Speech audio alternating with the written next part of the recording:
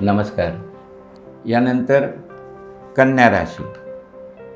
कन्या राशीची माणसंसुद्धा खूप म्हणजे मिथुन राशीसारखीच ही जराशी इमोशनल असतात. संवेदनशीलता म्हणतो ना ती जास्त असते आणि घरात थोडंसं वातावरण बरं असणार नाही.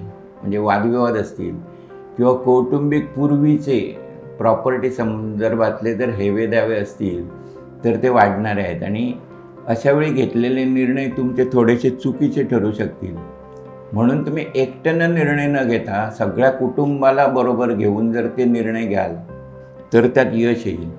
बायकांच्या बाबतीत म्हणजे स्त्रियांच्या बाबतीत म्हणाल तर नोकरी करणाऱ्या ज्या स्त्रिया आहेत त्यांना जरा कामाचा व्याप वाढणार आहे. म्हणजे खूप कामं पडतील अंगावर आणि त्यातच घरात जर तुमच्या एखादी वृद्ध व्यक्ती असेल तर तिचा आजार येणं आणि त्यामुळे संपूर्ण कुटुंबाला तिच्यासाठी म्हणजे काही ना काही काम करावं लागणं अशा घटना घडू शकतील. या राशीच्या माणसानं जर कोलेस्ट्रॉलसारखा म्हणजे ॲसिडिटीसारखा त्रास असेल तर तो वाढू शकतो. त्यामुळे त्या दृष्टीनं जरा काळजी घ्यावी.